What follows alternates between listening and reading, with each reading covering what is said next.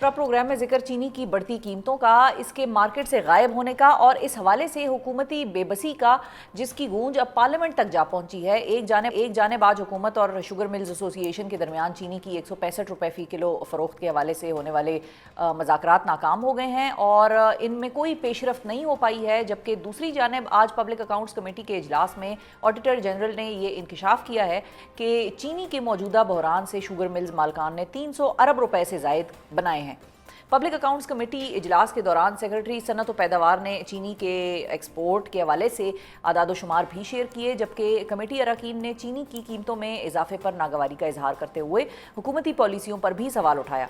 Public accounts committee में आज चीनी बहरान पर क्या गर्मा हुई और इस हवाले से गुफ्तगू करने के लिए हमारे साथ मौजूद हैं MQM के रुकन कौमी असम्बली मोइन आमिर पीरजादा साहब, जो कि पब्लिक अकाउंट्स कमेटी के मेंबर भी हैं। अस्सलाम वालेकुम मोइन साहब। बहुत शुक्रिया मोइन साहब, आपने वक्त निकाला। सबसे पहले तो ये बताइए कि जो आज पब्लिक अकाउंट्स कमेटी में चीनी बहरान के हवाले से कार्रवाई हुई, वो क्या कार्रवाई हुई और कमेटी को कितनी तशवीश है इस सारे मामले पर? देखिए, कमेटी ने तकरीबन 10 दिन पहले नोटिस किया था चीनी की बढ़ती हुई कीमतों का, और जो इंपोर्ट के अंदर जो बिल्कुल कानून से हटकर सहूलत इंपोर्टर्स को इन्होंने दी उसके ऊपर। तो इससे पहले लास्ट वीक मीटिंग हुई थी, तो इसमें डाटा इनके पास कंप्लीट नहीं था। तो आज इन्हें दोबारा बुलाया था ताकि आप हमें सही तरीके से बता सकें। तो जो इन्होंने बताई हैं चीज़ें वो तो इतनी ख़तरनाक हैं और लोगों को जानबूझ के अच्छा एक इस परेशानी में डाला गया है। वो क्या कुछ शेयर कर सकते हैं हमारे साथ? हाँ बिल्कुल, ये तो ओपन था, तमाम सहाफ़ी मौजूद थे। लेकिन जब ये इंपोर्ट एक्सपोर्ट करने लगे तो उस वक्त स्पेशली पंजाब और सिंध के चीफ सेक्रेटरीज ने, और एक है sugar advisory board. Sugar advisory board है, उसमें हुकूमत के चंद मिनिस्टर्स होते हैं, शुगर मिल एसोसिएशंस के लोग होते हैं और एक दो ग्रोअर के नुमाइंदे होते हैं। इसके अंदर कंज्यूमर का कोई नुमाइंदा नहीं है कि जो खरीदेगा, जो मार्केट से लेगा, जो गरीब आदमी जाके दुकान से चीनी खरीदेगा, उसका कोई नुमाइंदा इस बोर्ड के अंदर नहीं है।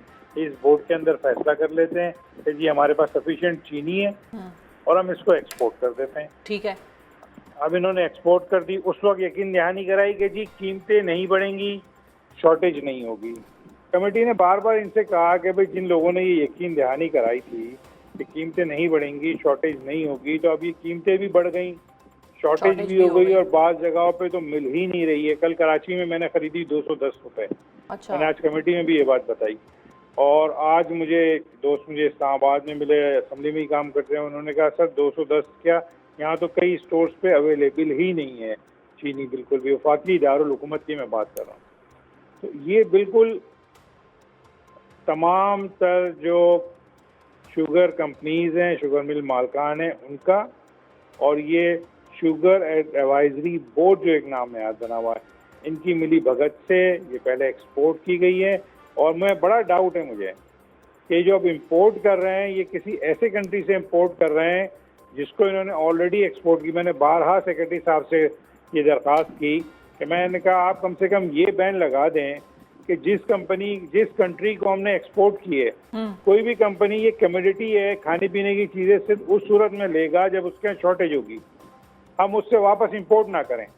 लेकिन सेक्रेटरी साहब कोई भी इसमें तसल्ली पर जवाब नहीं दे सका कि कहना नहीं सर इससे तो ये हो जाएगा और लेट हो जाएगा और हमें बहुत फिर शॉर्टेज हो जाएगी।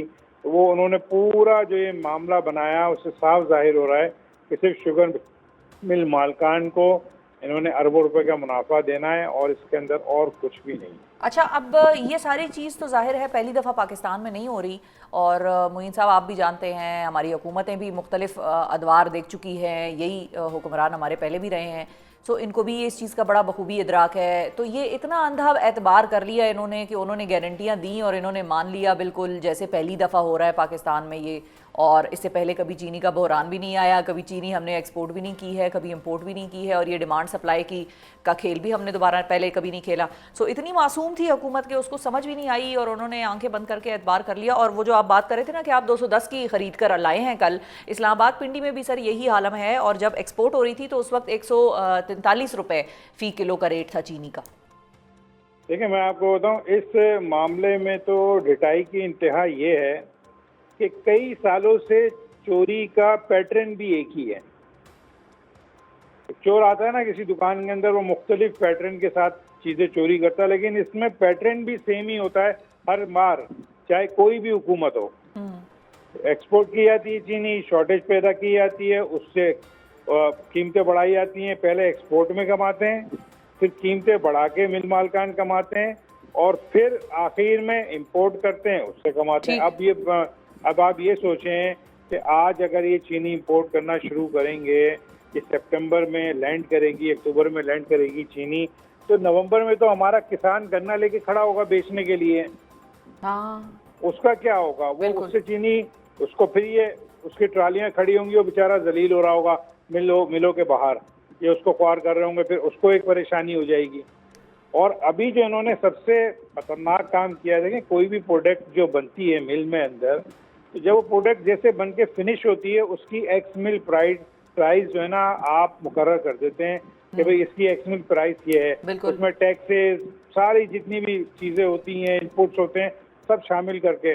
अब इन्होंने कमाल ये किया है, जो असूलन पाकिस्तान में नवंबर में क्रशिंग शुरू होती है, 15 मार्च को क्रशिंग ख़त्म हो जाती है, तो हर साल 1 अप्रैल से लेके 30 मार्च तक नेक्स्ट ईयर तक हमारे पास चीनी का एक ही रेट होना चाहिए।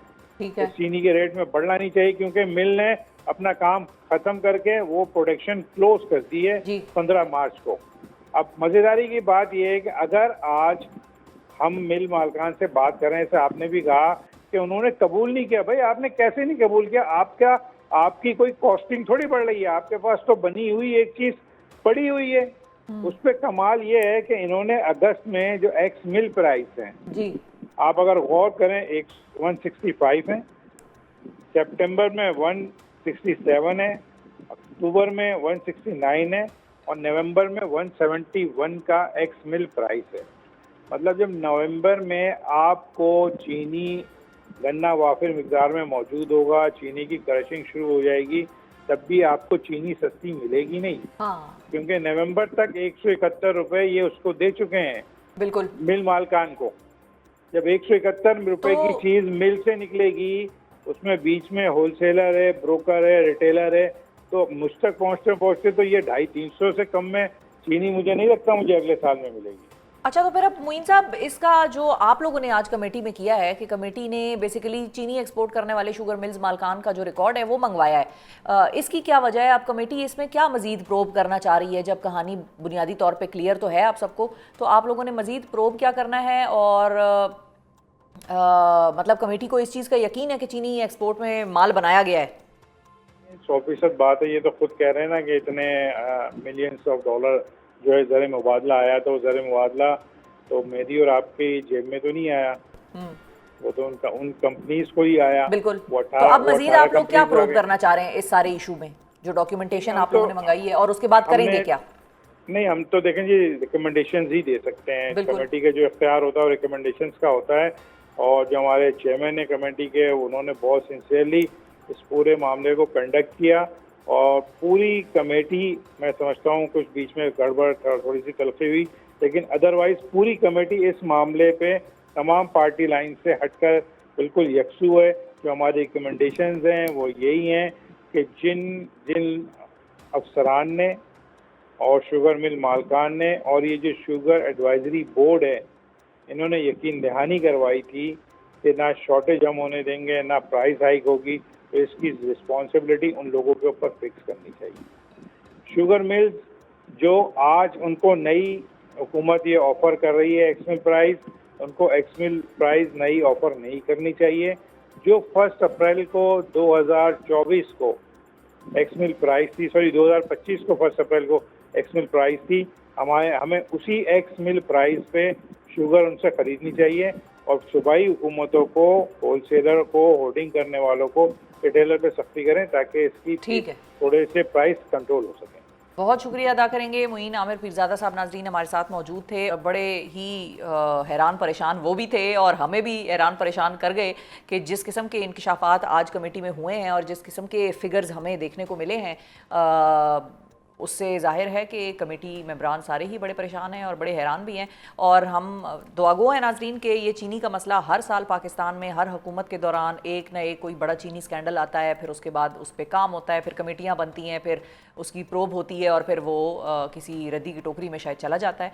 सो इस मरतबा भी ये स्कैंडल तो आया है सामने। अब उम्मीद करते हैं और दुआगो हैं कि इस मरतबा एक ही मरतबा ये चीज़ बाकायदा तौर पे सही तरीके से एक ही दफ़ा प्रोब हो जाए और इसके कोई सॉल्यूशंस, कोई हल, कोई ज़िम्मेदारी फ़िक्स हो, ताकि बार बार ये चीज़ ना कौम को फेस करनी पड़े। और आवाम के लिए भी हम दुआगो होंगे नाजरीन, आप लोगों के लिए भी दुआगो होंगे कि आप लोगों को भी चीनी जो है वो अच्छे दामों आने वाले वक्तों में मुयसर आए।